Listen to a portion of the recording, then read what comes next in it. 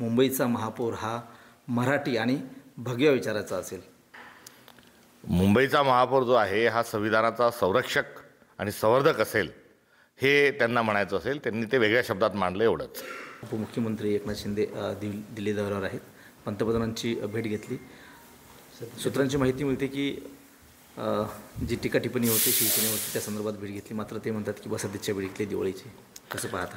भारतीय जनता पक्ष ही चटकी नसल्याच्या संदर्भात मागे मी उल्लेख केला होता आणि ती काँग्रेसचे नेते आणि कार्यकर्ते खाते हा भाजपच्या अनुषंगाने जो केलेला माझा जो आरोप होता, हा आरोप केवळ काँग्रेसच्या आणि विरोधी पक्षांसाठी नाही, तर हा आरोप सत्य आहे आणि त्यात तथ्य आहे.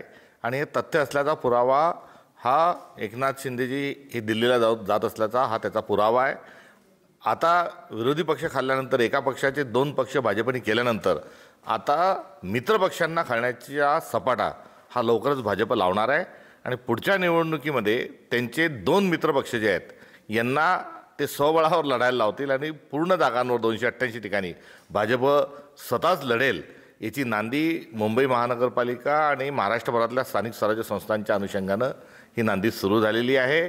आणि या बाबत हवालदिल झालेलं असल्यामुळे आता मित्रपक्ष जे आहेत हे दिल्लीश्वरांकडे जाऊन त्या ठिकाणी आता मनधरणी करत आहेत. त्यातलाच हा पहिला अंक आज एकनाथजी शिंदे यांच्या दिल्ली भेटीच्या अनुषंगानं संपन्न झालेला आहे. महानगरपालिका निवडणुकीनंतर राजकीय फेरबदल होऊ शकतात?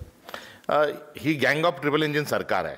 हे टोळी युद्ध जे आहे, गँग वॉर, या तिन्ही पक्षांची सुरू आहे. आणि हे 5 वर्ष कसे काढतील हे एकदम कुतूहलाचा हा असणारा विषय आहे. त्यामुळे सगळं आलबेल नाही हे मात्र निश्चित. जी सातारामधलं जे पैठणीतल्या जे महिला डॉक्टरांनी जी सुसाईड केलं आहे, सुसाईड करण्याअगोदर त्यांनी एक तक्रार दिली होती वरिष्ठाकडे. त्याची दखल घेतल्या नाही म्हणून आत्महत्या केल्याचं समोर आलं आहे. काही प्रकरण झाल्याच्या नंतर खासदार आणि त्यांच्या पीएने सुद्धा दबाव टाकला प्रकरण दाबण्यासाठी, असा आरोप होतोय. त्या सर्व आरोप जे आहेत हे अत्यंत गंभीर आहे आणि सत्ताधाऱ्यांवर सातत्याने अशा प्रकारचे जे आरोप होत आहेत हे आरोप नसून हे तथ्य आहे. आणि सरकार जे आहे हे नियमाच्या अनुषंगाने नव्हे तर सज्जन माणसाच्या बाजूनी नाही तर हे दुर्जनांच्या बाजूनी आहे. त्यामुळे सदरू महिलेची तक्रार तर घेतली नाही हेही खरं आहे. पोस्टमॉर्टम रिपोर्ट हा देखील बदलण्याच्या अनुषंगानं डॉक्टरांवर जो दबाव आणला, हा जो कुटुंबियांचा जो आरोप आहे तो आरोप नसून तेही सत्य आहे. एवढंच नाही तर ज्या महिलेने आत्महत्या केली तिच्याही मनात बिचारीच्या कुठेतरी अशी शंका होती की आपण जर सुसाईड नोट लिहिली तर ती सुसाईड नोट जी आहे ही देखील गायब करतील. म्हणून हातावर सुसाईड नोट लिहिण्याचं जे कारण आहे ते देखील या सरकारची कुठलीही विश्वासार्हता ही या जनतेच्या मनात आता राहिलेली नसल्याचा तो एक पुरावा आहे. आणि इतपर घटना होऊन 24 तास झाल्यानंतर देखील असंवेदनशील आणि अकार्यक्षम मुख्यमंत्री देवेंद्र फडणवीस यांनी याबाबत कुठल्याही प्रकारची ठोस कारवाई ही केलेली नाही.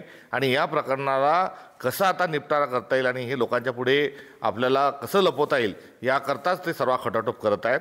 त्यामुळे आम्ही कालपासून मागणी करतो की महाराष्ट्राला पूर्णवेळ गृहमंत्री तरी किमान मिळावा.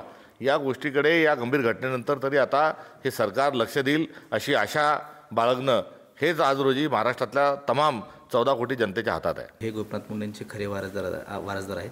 मात्र आता टी.पी. मुंडे म्हणतात की मीच खरा वारसदार आहे. एकदा त्यांनी सर्वांनी बसून काय त्यांचा वारसाचा जो काही हक्क आहे तो नेमका कोणाकडे सांगावा. मात्र ओबीसी आणि मराठा ही जी लढाई लावलेली आहे ही गोपीनाथ मुंडेंना ही मान्य नव्हती. सर्वांनी सलोख्याने राहावं हा त्यांचा जो संस्कार आहे, हा संस्कार त्यांचा कुठलाही वारसदार हा जोपासत नसल्याचं एक दुर्दैवी चित्र आज रोजी आहे. म्हणजे भाषण करत अजित पवार, त्यावेळेला लोकांनी असं म्हटलं की कर्जमाफीवरती बोला. त्यावेळी अजित पवार म्हटले की सरकार असं म्हटलंच नाही की कर्जमाफी होणार नाही, योग्य वेळी कर्जमाफी करू म्हणून होईल.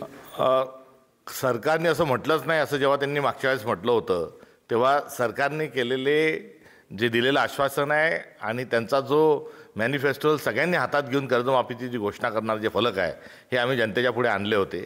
आता खोटं बोला आणि रेटून बोला ही भारतीय जनता पक्षाची जी शैली आहे ती आता रोखठोक बोलणाऱ्या अजितदादांनी कुठेतरी ही स्वीकारलेली दिसते. त्यामुळे गुण नाही पण वान लागला असं जे म्हणतात ते अजितदादांच्या बाबतीत आता खरं होताना बघायला मिळतं आहे. आता संजय गायकवाड म्हणतात की मातृभूमी फाउंडेशनच्या वतीने ती जी तुम्ही चालवली आहे त्यामध्ये वेशाचा उल्लेख केला गेला त्यामध्ये, आणि चांगल्या घरातील महिला त्याच्यामध्ये होत्या आणि अनुदान नटलं म्हणतात. त्यांच्या आरोपाची ताबडतोबीनं उच्चस्तरीय चौकशी करावी, त्याच्यासाठी SIT बसवायची असेल ती बसवावी आणि अशा संदर्भामध्ये जर तथ्य असेल आणि त्यांच्या एकंदरीत जो कांगावा करत आहेत त्यामध्ये तथ्याचा जर अंश जरी असेल तरी माझ्यासारख्या माणसांनी सार्वजनिक जीवनातून निवृत्ती घेतली पाहिजे. त्यामुळे माझं त्यांना आव्हान आहे, तुम्ही सरकारमध्ये आहात, या प्रकरणाचा चौकशी करा, त्याचा शेवट करा आणि दोषींवर कठोर कारवाई करा.